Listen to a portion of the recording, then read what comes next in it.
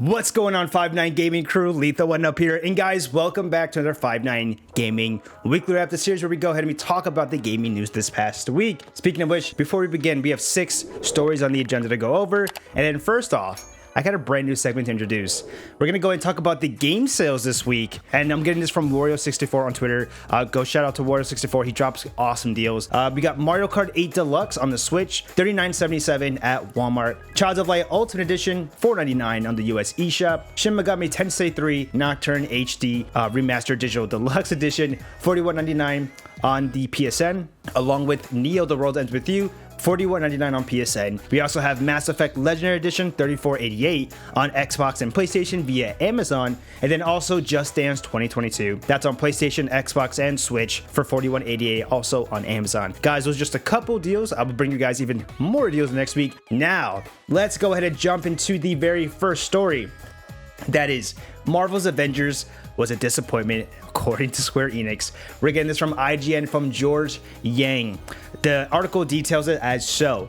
In Square Enix annual report for 2021, President Yusuke Matsuda says that Marvel's Avengers was an ambitious games as a service release. However, Avengers was not as successful as the company would have liked.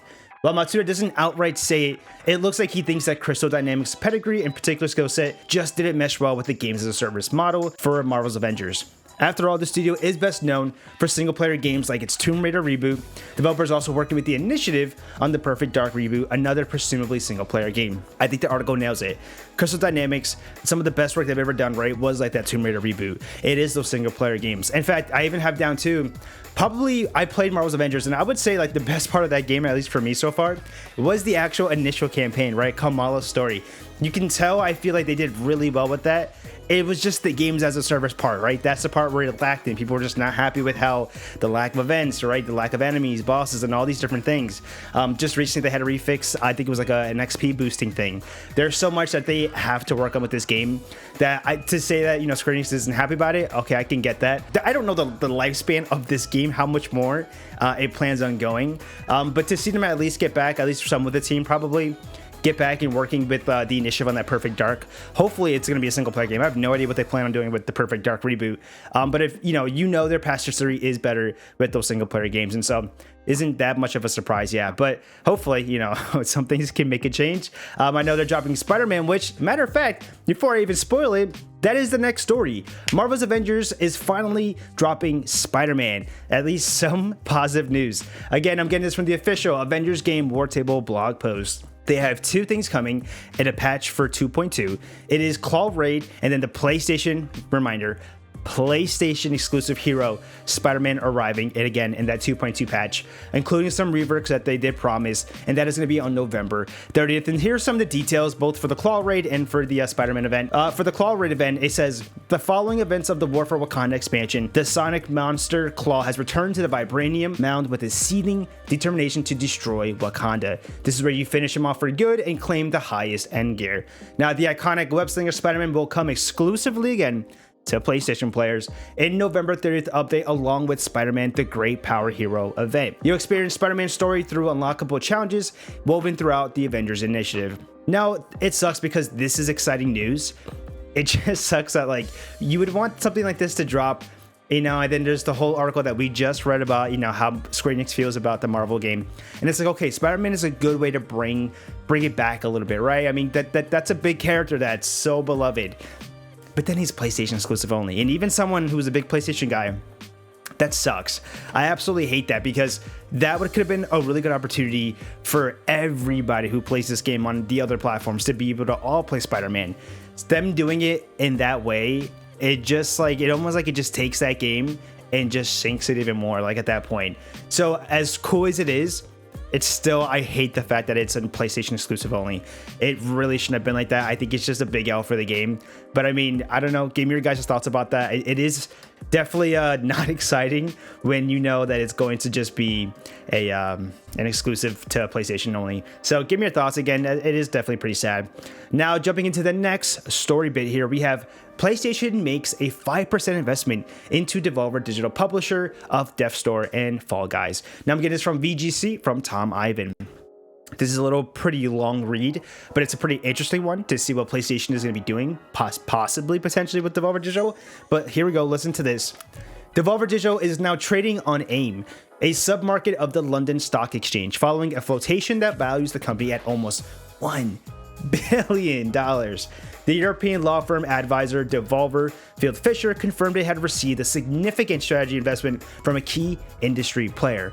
Gee, I wonder who that key industry player is. Devolver CEO Douglas Moran says, an initial public offering is the right choice for us to ensure our continued growth and support for even more wonderful games. Most importantly, it will allow us to retain our culture. They continued with saying, this means Devolver Digital will be able to continue to invest into all the games we're working on now, partner on new ones that we've previously not been able to consider, and add more of the fine people we love working with into our cadre of consummate video game professionals. This is just a cool thing of Sony to be able to invest into this company, right? There's a lot of beloved indies, and it's really cool because you can see, right, that the CEO of Devolver Digital is just like, we're glad that we get this opportunity to continue to make these games, and to the full autonomy of the creative professionals too that are making them. So it's really cool just to see that PlayStation is putting that investment in there and definitely supporting indies, because that was the big thing, right, is that PlayStation doesn't support indies and all that stuff. So it's cool to see that. It's also interesting to see, does PlayStation have any, I don't know, will we see any cool partnerships, right? Anything special between Devolver Digital now and PlayStation for the future to come? Maybe that means the games that Devolver Digital is going to be dropping, does this mean that PlayStation might be getting them day and date on the PlayStation platform? I don't know. It could be very interesting. So definitely have to keep an eye on that to see what the future holds for that. Now, guys, we can go ahead and jump into story number 4, and that is Elden Ring. We got a 15-minute gameplay showcase, and pretty much like what's new? What did we see from this? Now, I'm getting a lot of these little updates from Nibel over on Twitter. So shout out to Nibel. I'm going to go ahead and use, my friend, all the stuff that you dropped for us, because I did watch it myself, and it looked absolutely wonderful. In fact, we'd love to hear thoughts about that as well. What did you guys think about the Elden Ring gameplay? It looks so good. But here we go. Let me just give you a glimpse of what was mentioned by Nibel. He said you can expect to see random boss encounters like dragons fights, which they did show in the actual showcase. You'll be able to have a mount, and then you'll also be able to fight on that mount and do some spell casting. Speaking of which, lots of spell casting in this game, as they've shown literally like a good variety of different types of spells. Some that would look like they were more AoE, some more direct. Pretty cool support ones too. The map will be populated with map fragments. You can place markers and beacons on the map to help yourself out, which is pretty cool. There's going to be some item crafting, online co-op, PvP, and invasion support, which is going to be really cool. Take down bosses in co-op, which is great to see. And they're going to have more freedom with dungeons and castles, depending on how you want to approach it. The way they showcase it, I remember watching it in the actual the video, the live stream. They had players almost like jumping around like the castle edges and looking for like openings through like windows and stuff. So they had it where they pretty much designed it where you can find your own way into the target from different like entry points and whatnot. So it's really cool to see what they're doing. And then it pretty much ended it with more details later to come, which, as expected, don't forget this game does come out in February, so definitely keep our eyes out for that one. Marvel's Midnight Suns is getting delayed. That is story number 5. They're getting this from their official Twitter page. They pretty much dropped a big, nice message. And so we're going to probably read the second half of that message, where it pretty much says that we've decided to share that we've made the very tough decision to move our launch window to the second half of 2022. We know many fans were looking forward to playing the game originally next spring, and this decision did not come lightly. We decided to push our launch because we need more time to make the best game possible. We believe in our creative vision for Marvel's Midnight Suns and want to do justice in delivering an unforgettable adventure set in the supernatural side of Marvel. These extra months will be used to add more story, cinematics, and overall polish, and will be essential in helping us make a vision a reality. Thank you for understanding. You are the best fans in the world. All I got to say to that is take your time. This game, I've never played too many games. Like I never played the XCOM series, which is what this development team is known for. I think it's Firaxis or Firaxis. That's what they're really known for. So if you play those games, they're going to make a Marvel version pretty much. But this one looks really cool with the implementation of the card system. Definitely going to be a fun strategy game. I mean, I haven't really played too many in my time of like those strategy kind of games. So I'm pretty excited to get to play this one. And so honestly, delay it, do what you gotta do. I think at the end of the day, none of us wants to see a CD Projekt Red situation like a Cyberpunk ever again. And so whenever a company says, hey, we're going to delay it, thank God. That's all we got to say. Again, give me your thoughts about that down below. And then jumping now to the final story. Shin Megami Tensei 5 review scores are in, and we're getting this from Nintendo over on Twitter. Shin Megami Tensei 5 is the highest rated game in the series. That's awesome. A game that I'm incredibly looking forward to.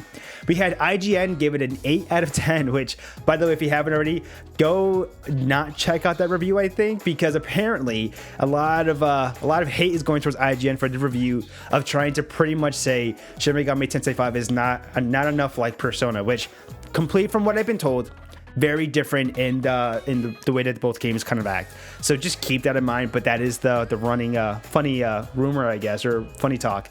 GameStop is giving it an 8 out of 10 as well. Silicon Arrow is giving it a 10 out of 10. Destructoid, 9 out of 10. Nintendo Life, 9 out of 10. A Game Explained gave it loved. Nintendo Wire, 9 out of 10. God is a Geek, 8.5 out of 10. Nintendo Enthusiast, 9.5 out of 10, and then we have Open Critic score of 86 with the Metacritic score of 87. Like I said before, I'm excited to see the difference of Shin Megami Tensei versus Persona. I played Persona 5, and now I'm going to be getting into Shin Megami Tensei 5, and I'm excited to give it a shot because it looks beautiful, and I'm finally starting to get into these Sega Atlas games a little bit more, so I really want to see what this one's all about. If you're going to get it, let us know down below. What are you excited, what do you think? What do you think you're going to expect to see for this game? Drop it down below in the comment section. And guys, that is all the stories. Let's go ahead and end now with the games that released this past week. Again, we're getting this listing from Game Informer. As you can see, I moved it from the beginning to the end to add in that game sale spot, so definitely give me your thoughts about that too. But the games that released this past week: First Class Trouble on PlayStation 5 and PlayStation 4. It's available PlayStation Plus. That dropped on November 2nd. Bloodshore, that dropped on multiple platforms, literally every single platform, even iOS and Android. That was November 3rd. Just Dance 2022 on PlayStation 5, Series X, S, Xbox One, Switch, Stadia. I should have just said multiple platforms. That's November 4th. And then Call of Duty Vanguard. That is PlayStation 5, Series X and S, PlayStation 4, Xbox One, and PC. I'm running out of breath. November 5th. Guys, that is it. Those are all the stories and pieces of news that I have to share. Hope you guys enjoyed this series. Do me a favor, like the video if you enjoyed it. And if you like me and you like the channel, go ahead and subscribe. Thank you guys for watching so much. And we will catch you guys on the next one. I'm Lethal One Up, and I'll see you guys later. Peace.